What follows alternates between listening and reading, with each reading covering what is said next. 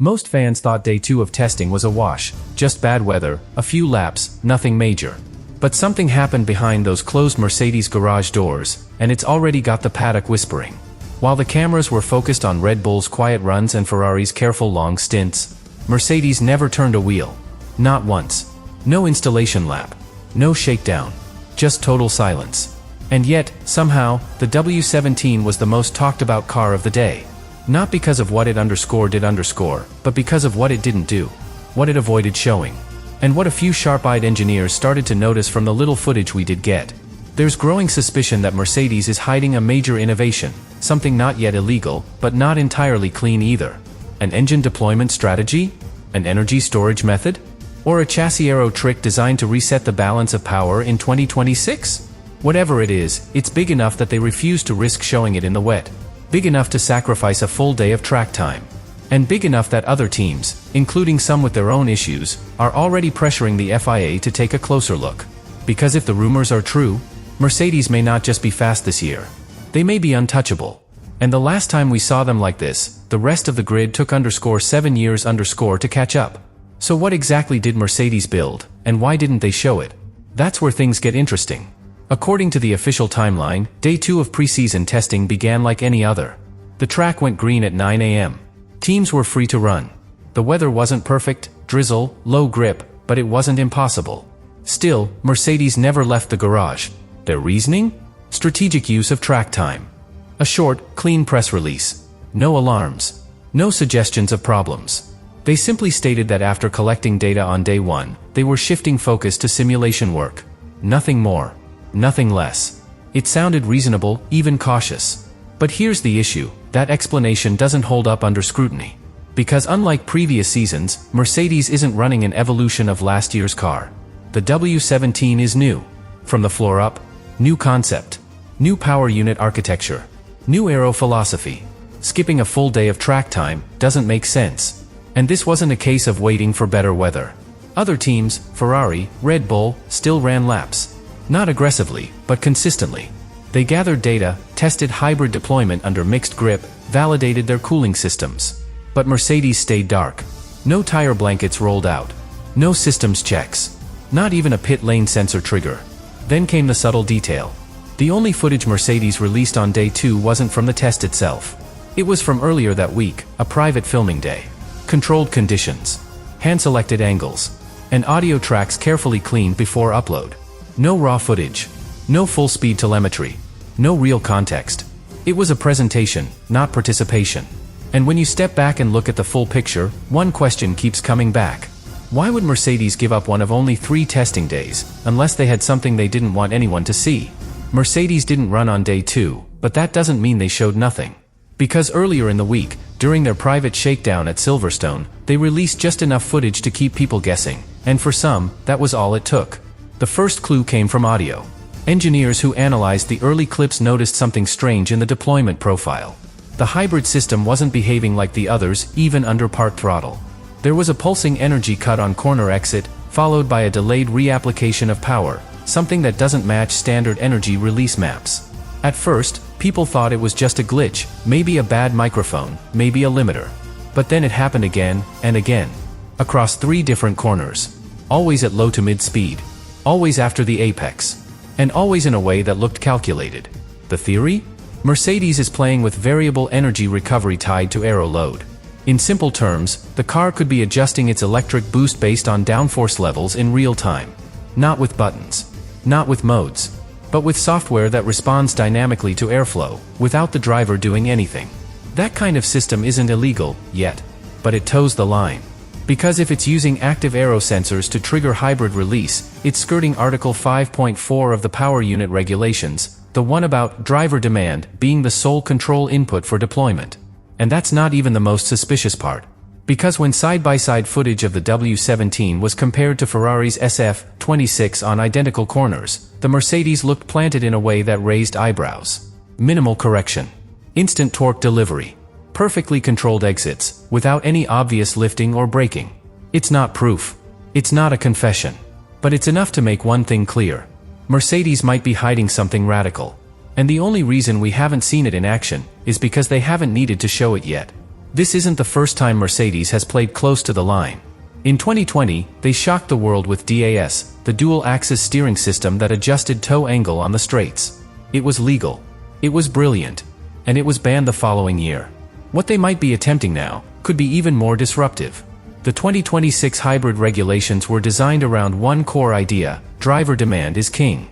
That means no automated torque release, no reactive mapping based on sensors, no AI-style logic running in the background.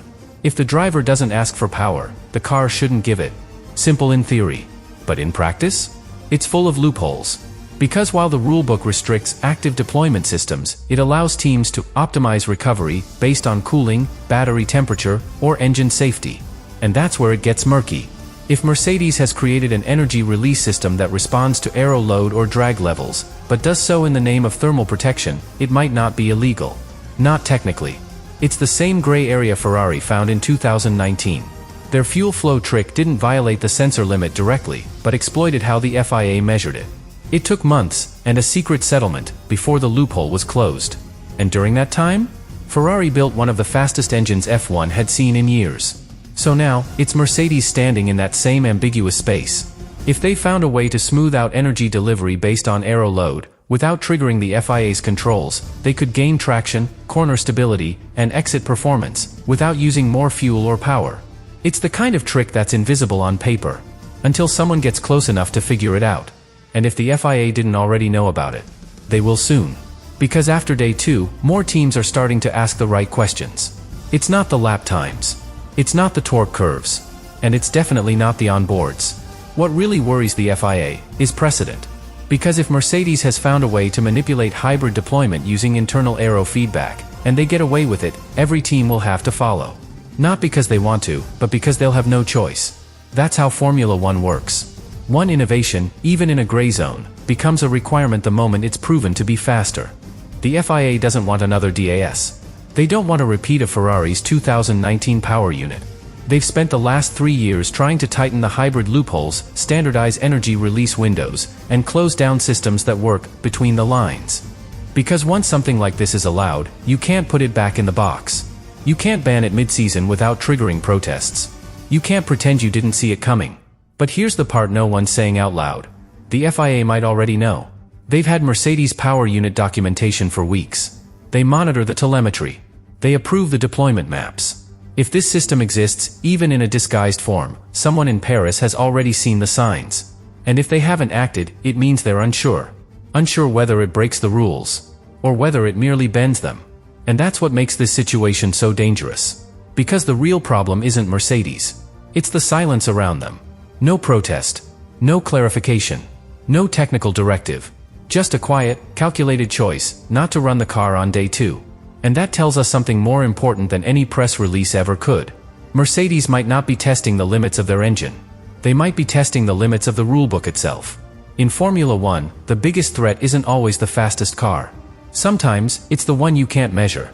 And right now, that's the Mercedes W17.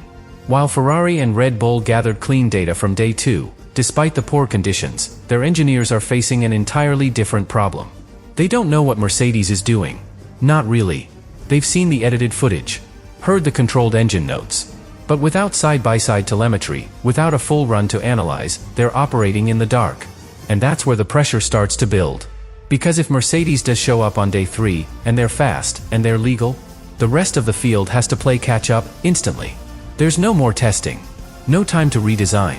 Only simulation guesses and race weekend reactions. For teams like McLaren, Aston Martin, and Alpine, all running new concepts, that's a nightmare.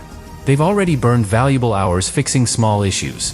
They needed day 2 to validate systems, not just collect laps. But now they're facing a bigger unknown.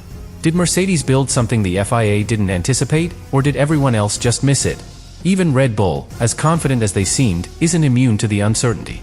Their long-run data looked solid. But Horner's tone in post-session interviews was unusually cautious. No celebration. No declarations of dominance. Just quiet acknowledgement of work still to do. Because if there's one thing dominant teams fear, it's not losing performance. It's being caught out by something they didn't see coming. And that's exactly where Mercedes wants them, guessing. Everyone's waiting for day 3. Expecting answers. Expecting lap times. Expecting Mercedes to show their hand. But what if they don't? What if they run, just enough to say they did? Just enough to log data, tick the boxes, and walk away without giving anyone a clear look? That's not paranoia. It's strategy. And if Mercedes is playing a long game, a political one, not just technical, then what we saw on day 2 wasn't a delay. It was a warning shot.